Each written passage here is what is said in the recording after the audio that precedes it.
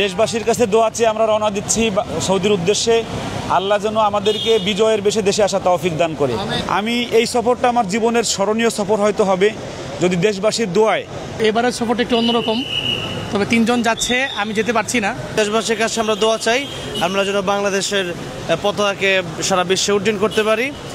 এই কোরআনের জন্য বিজয় নিয়ে আমরা যেন আমাদের দেশের গর্বকে সাথে নিয়ে যেন আমরা ফিরতে পারি। আব্দুল মারুফ। বাংলাদেশ থেকে বাইতুল্লাহর সফরে যাচ্ছি।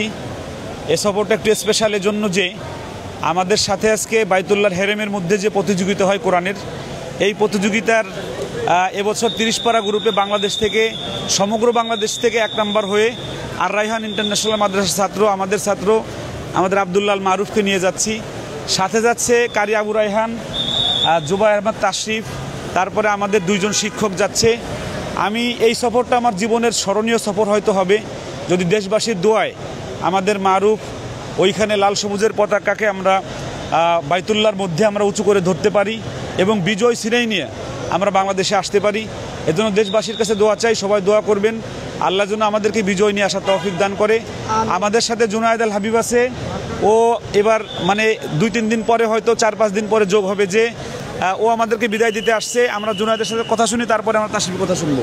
আসলে আমরা এর আগে একসাথে সবাই গিয়েছিলাম নেপালে, নেক্সট আমাদের আসলে একসাথে যাওয়া হয় নাই, সবাই যার যার ব্যক্তিগত ব্যস্ততার কারণে সবাই যার যার মতো ছিল।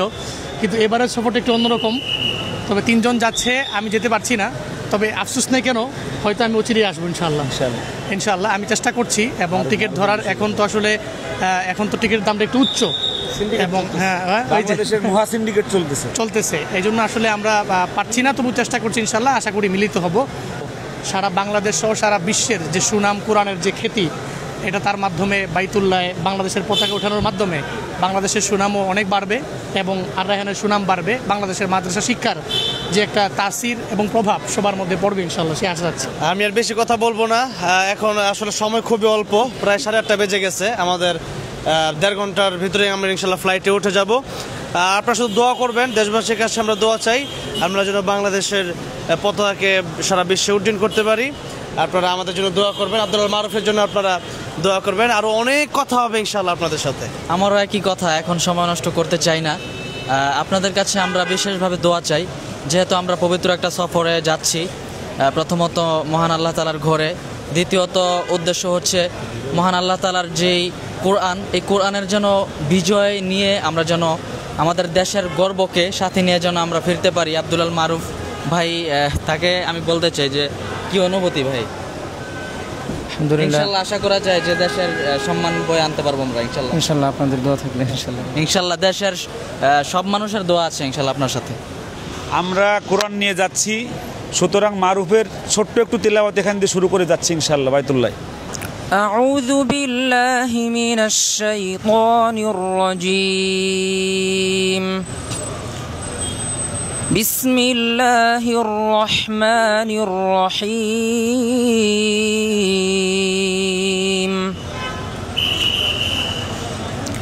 ইন্নাল মুত্তাকিনা ফি জান্নাতিন ওয়া উয়ুন উদখুলুহা বিসালামিন আমিনিন।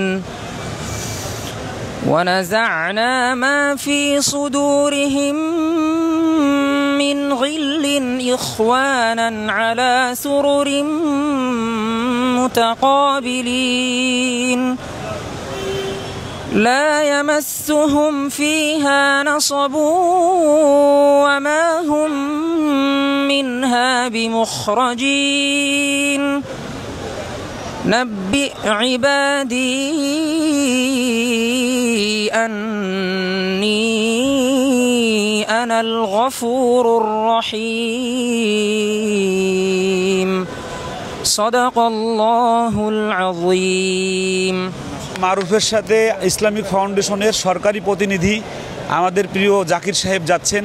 আমরা জাকির সাহেবের একটু অনুভূতি নিয়ে আমরা এখান থেকে আলহামদুলিল্লাহ, আমরা সৌদি আরবে 45তম কিং আব্দুল আজিজ আন্তর্জাতিক হেফজুল কোরআন প্রতিযোগিতায় আমাদের বাংলাদেশ থেকে 2 জন হাফেজ অংশগ্রহণ করতেছেন। তার মধ্যে 30 পারার জন্য আমাদের আব্দুল্লাহ আল মারুফ বাংলাদেশ থেকে নির্বাচিত হয়েছেন। এই জন্য আমরা তাকে অশেষ ধন্যবাদ জানাচ্ছি। তো আমরা আজকে 12:50 সৌদি এয়ারলাইন্স ফ্লাইটে আমরা সৌদি আরবের উদ্দেশ্যে যাচ্ছি। আমি আব্দুল্লাহ আল মারুফের প্রতিনিধি হিসাবে সরকারের পক্ষ থেকে যাচ্ছি। আপনাদের কাছে দোয়া চাই যাতে করে আল্লাহ তাআলা আমাদের বাংলাদেশের এই সুনাম অক্ষুণ্ণ রাখেন, বাংলাদেশের পতাকাকে সারা বিশ্বের কাছে যাতে মর্যাদাশীল করেন।